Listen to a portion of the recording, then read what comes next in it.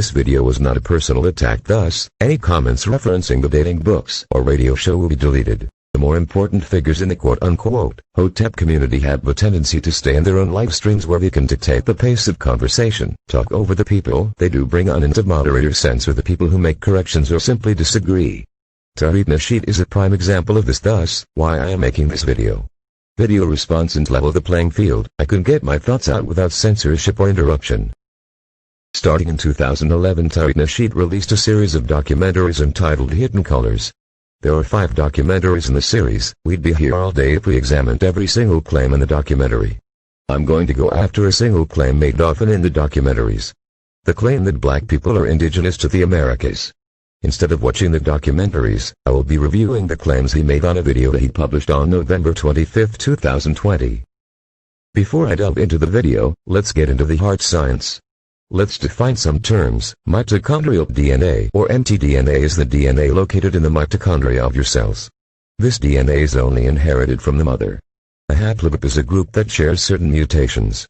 mtDNA haplogroups are a group of shared mutations within mtDNA.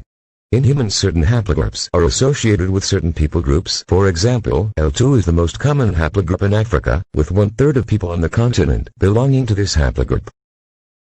A study of 343 African Americans' mtDNA found that the most common haplogroup among them was L3, with 32.7% of the individuals in the study belonging to the group. The second was L2, with 29.4% of individuals in the study falling into this group.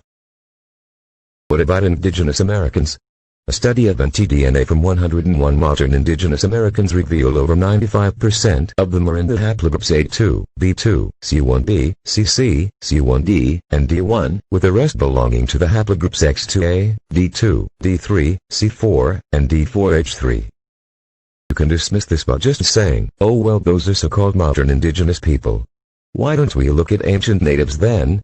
A study of 92 indigenous people who lived in the countries of Mexico, Bolivia, Peru, Chile, and Argentina before Columbus arrived showed every single one belonged to the haplogroups of A2, B2, C1, and D1. Just like modern indigenous people and nothing like African Americans.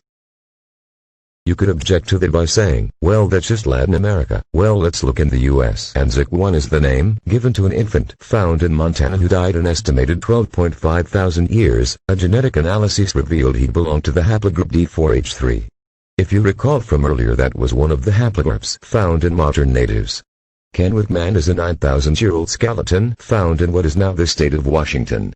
A genetic analysis revealed he belonged to the haplogroup X2A, as mentioned previously. That is a haplogroup common amongst modern indigenous Americans. The Spirit Cave Mummy is a 10.6 thousand-year-old skeleton found in Nevada. A genetic analysis revealed it to be in the D1 haplogroup, another haplogroup common amongst modern indigenous Americans. The genetic evidence clearly shows African Americans aren't indigenous to the Americas, so how does Tariq deal with this evidence?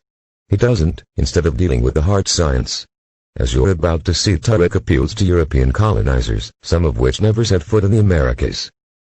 But family, we have to understand that the real Aboriginal people on this land were jet black people. Now that's either the truth or it's not the truth. The genetic evidence shows pretty conclusively that it is not the truth, and for this very reason Tariq will never mention it. And I put up a meme of this guy right here, Giovanni Verrazzano. Now, this was an Italian explorer who came to North America in the early 1900s. He didn't start a colony, but he interacted with the Native American or the Aboriginal people. And let's look at his description. He said these people are black in color, not unlike the Ethiopians, with thick black hair that's not very long. Now, this is a misquote as well as a quote taken fully out of context. Giovanni Verrazzano did not say black, he says they are dark. The full quote is they are dark in color, not unlike the Ethiopians, with thick black hair, not very long, tied back behind the head like a small tail. As for the physique of these men, they are well proportioned, a medium height, a little taller than we are. They have broad chests, strong arms, and the legs and other parts of the body are well composed. There is nothing else, except that they tend to be rather broad in the face, but not all, for we saw many with angular faces. They have big black eyes, and an attentive and open look. They are not very strong, but they have a sharp cunning, and are agile and swift runners. From what we could tell from observation, in the last two respects they resemble the Orientals, particularly those from the farthest Sinarian regions. Let me repeat that last part. From what we could tell from observation, in the last two respects they resemble the Orientals. Native Americans migrated out of East Asia to make it into the Americas, which would explain the quote-unquote Oriental appearance. When you look at early images of the Aboriginal people, this is what they look like. This image is not a depiction of an indigenous American. This is an engraving done by French writer Jacques de Saint-Sauveur. It's a depiction of a Zulu warrior. The Zulu tribe is an African tribe, not an indigenous American tribe.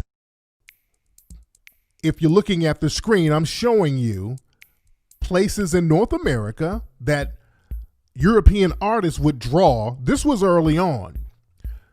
They would draw true to life. Now, this picture right here happens to be down in Mexico. Remember, Mexico was a black satellite. The Aboriginal people of Mexico were black too. This is a depiction of Brazilian natives, which is in South America, by the way, not north, by Arnaldus Mendes, a man who never left Europe and had never seen the people he drew in person.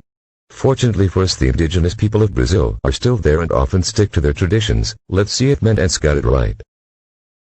Close enough. This is artwork from a book by Marianne Venning.